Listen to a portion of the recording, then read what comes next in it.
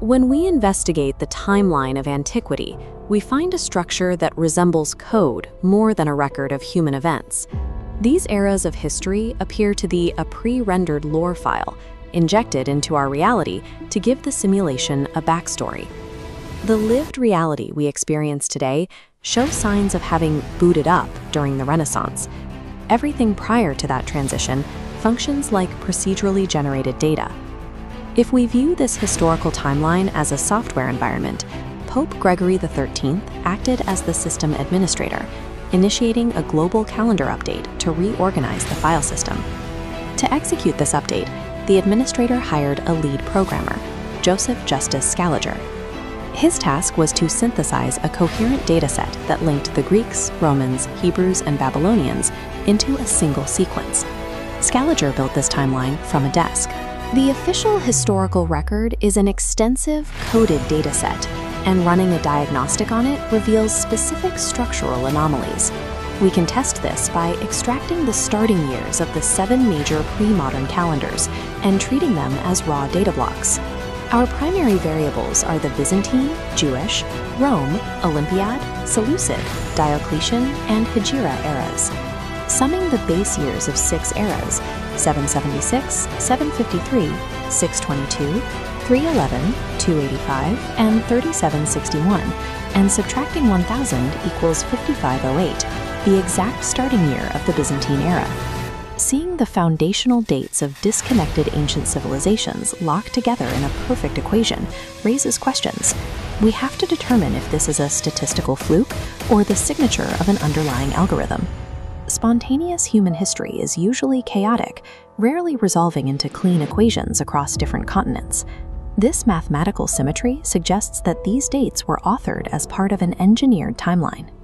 Further analysis of this system reveals the specific master variable used to generate these dates. At the center of this chronology sits a recurring constant, the number 529. This node generates the branches of our history. 9 times 529 minus a flat 1000 equals 3761, the precise start of the Jewish era. The pattern continues. If we multiply 11 by 529 and subtract the 311 years of the Seleucid era, the output is 5508, the Byzantine creation date.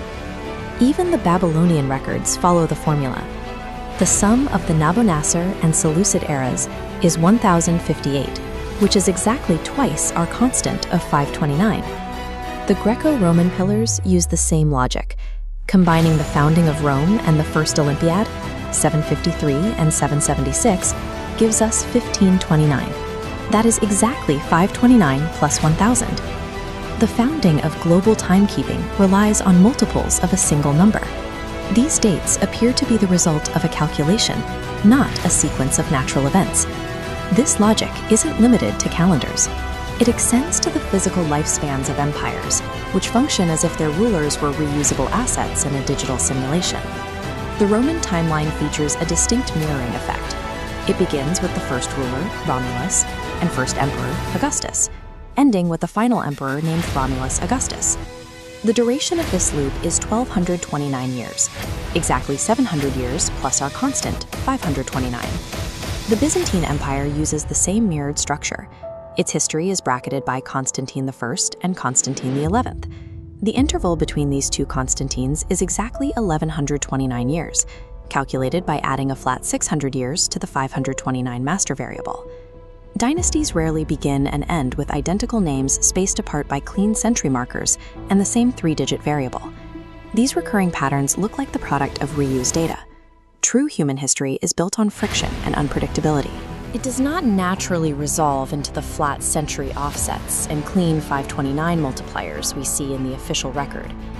This suggests that Scaliger and the Renaissance scribes engaged in a deliberate history hack, generating thousands of years of the past using a rigid mathematical cycle. Scaliger's math required physical confirmation to be believable. The ruins of the Roman Forum serve as those anchors, providing a tangible backdrop that validates his calculated dates.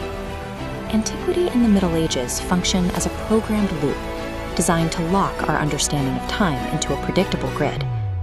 The possibility of a constructed reality is often treated as a theory, but these patterns suggest it is a measurable observation. The source code is visible in the very way we count our years.